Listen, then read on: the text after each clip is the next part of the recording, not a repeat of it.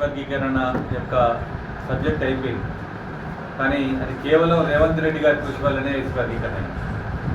ఎట్లా అంటే కృష్ణమాదిగ మౌనం వల్ల తెలంగాణలో మాదిగలకు అన్యాయం జరిగింది, కృష్ణమాదిగ నిర్లక్ష్యం వల్ల ఆంధ్రలో మాదిగలకు అన్యాయం జరిగింది. ఇక్కడ కృష్ణమాదిగ ఎప్పుడైతే సుప్రీంకోర్టు తీర్పు వచ్చిందో అప్పటి నుంచి ముఖ్యమంత్రి రేవంత్ రెడ్డి గారితో వెంట ఉంటే మాదిగలకు న్యాయం జరిగింది.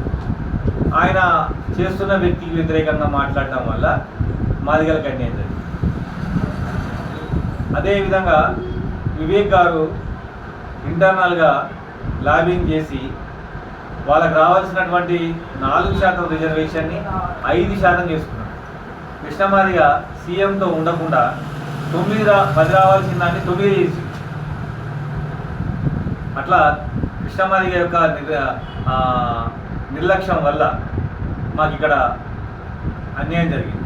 అక్కడ మౌనం వల్ల అక్కడ మాకు అన్యాయం జరిగింది. ఉదాహరణకు అక్కడ సీఎం చంద్రబాబు నాయుడు గారు BJP party, TDP party, MRPS party కూటమి అయ్యారు.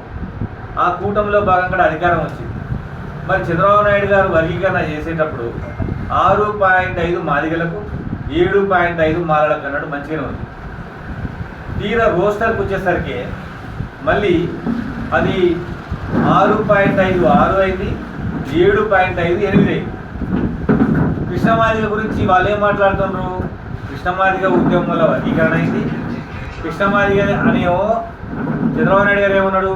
ఈ వర్గీకరణ కావడం మా అమ్మ యొక్క ఆశీస్సులే. ఆ రోజున ఆయన పాదయాత్ర చేసేటప్పుడు మా అమ్మ దగ్గర పోయి ఉత్తరం ఇచ్చి వచ్చిండని చంద్రబాబు నాయుడు బొగరేసరికి ఈయన కన్నీళ్ళు ఖర్చు. తర్వాత అసెంబ్లీలో పవన్ కళ్యాణ్ గారు ఏం చెప్పారంటే, కృష్ణమాదిగ నేను చదువుకునే రోజుల్లో హైదరాబాద్లో షూటింగ్ చేసేటప్పుడు గోడల మీద ఆయన పేరు చూసుకుంటే మేము పెరిగినాం, అంత పెద్ద ఉద్యమకారుడు అన్నాడు. కానీ తీరా చూస్తే కృష్ణమాదిగ చెప్పింది ఏమి కాలేదు. 6% రిజర్వేషన్ వచ్చింది ఆడ రోస్టర్లో. ఇది ఆయన ఇక్కడ ఇప్పుడు రాష్ట్రంలో ఏమంటారు? కృష్ణమాదిగ వాళ్ళు వచ్చింది, కృష్ణమాదిగ చేసిందంటే కృష్ణమాదిగ అసెంబ్లీలో లేడు, కృష్ణమాదిగ బయట ఉన్నందుకు కూడా మాదిగలకు న్యాయం జరగలేదు. కేవలం రేవంత్ రెడ్డి గారు ఆ మహబూబ్నగర్ జిల్లాలో ఉన్నటువంటి మాదిగ కులం ఎక్కువ ఉండడం వల్ల ఆయన దాన్ని గమనించి రేవంత్ రెడ్డి గారి వల్ల మాదిగలకు న్యాయం జరిగింది. కృష్ణమాదిగ నిర్లక్ష్యం వల్ల మాదిగలకు అన్యాయం జరిగింది. ఎంఆర్పీఎస్ ఆవిర్భావప్పుడు పెట్టిన రిజర్వేషన్ డిమాండ్ 7%, కానీ వాళ్ళ మాదిగలకు వచ్చింది 9%. 7% అయితే మరి అక్కడ 7 రావాలిగా, 6 వచ్చింది. ఈయన సాధించింది ఎక్కడ? ఈయన డిమాండ్ పెట్టితే వచ్చింది ఎక్కడ? ఇవాళ కృష్ణమాదిగ తెలంగాణలో పుట్టింది. తెలంగాణలోనే డిమాండ్ గురించి మాట్లాడితే తెలంగాణ మాదిగ జాతికి లాభం జరిగింది. ఇక్కడ ఏం మాట్లాడకుండా ఇక్కడ సీఎం వ్యతిరేకంగా మాట్లాడి కాంగ్రెస్కు దూరం ఉండి మాదిగలకు లాభం జరిగేటట్టు చేయలేదు. అక్కడ పోయి కూటమిలో ఉండి కూటమిని గెలిపించుకొని అక్కడ మాట్లాడకుండా అక్కడ వాళ్ళతో లేబలింగ్ చేయకపోయేసరికి అక్కడ రాలేదు. ఇప్పటికైనా మీరు చెప్పండి, ఆయన వల్ల మాకు జరిగిన లాభం ఏంటిది? ఆయనకు వ్యక్తిగతంగా లాభం తప్ప జాతికి ఏం లాభం లేదు. 30 ఏళ్ల పాటు మాదిగలని పిచ్చి కుక్కలు తిప్పినట్టు తిప్పిండు. ఆయన వల్ల దళిత సమాజం రాజ్యాధికారానికి దూరం అయిపోయింది. అసలు వాళ్ళ ఓట్లు వాళ్ళు వేసుకునే పరిస్థితే లేదు. వీళ్ళకు ఒక అంబేద్కర్ అనే ఒక పెద్ద విగ్రహం, ఆయన ఇచ్చిన ఓటు ఆయుధం అవన్నీ మర్చిపోయారు. ఈ జాతులు మొత్తం మర్చిపోయి మొత్తం ఓటు బ్యాంక్గా తయారయ్యాడు. ప్రతి ఎన్నికల్లో ఇటేయండి, ప్రతి ఎన్నికల్లో ఇటేయండి అన్నాడు తప్ప తెలంగాణలో కాంగ్రెస్ పార్టీ ఓటేయమని చెప్పలే. కానీ ఇక్కడ వర్గీకరణ చేసింది. ఆంధ్రలో కూటమికి ఓటేయమని చెప్పిండు, వాళ్ళ వర్గీకరణకు అన్యాయం చేసింది. ఆయన వల్ల మాకు వచ్చింది ఏందో చెప్పాలి. ఏం లాభం లేదు మాకు కృష్ణమాదిగ వల్ల మాకు వచ్చింది. ఇది మాట్లాడితే తప్పైపోతుంది తెలంగాణ రాష్ట్రంలో. కృష్ణమాదిగ మీద నువ్వు మాట్లాడతావా? నేను మాట్లాడదు, ఎందుకంటే చదువుకున్నాను. నిజం చెప్పకపోతే ఎట్లా? ఆయన మాదిగ పిచ్చోళ్ళకు నాయకుడు. ఆయన డప్పులు కొట్టుకునేటోళ్ళు, చెప్పులు కొట్టుకునేటోళ్ళకి నాయకుడు ఆయన.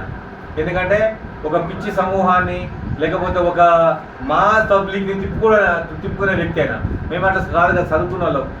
మా జనాభా దామాషం మా ప్రకారం మాకు కావాలని మేము అడిగినాం.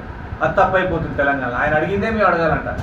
ఇవాళ మీరు చూడండి, నేను 12% రిజర్వేషన్ కావాలనంటే లాస్ట్కు 12 కూడా 11 అన్నాడు.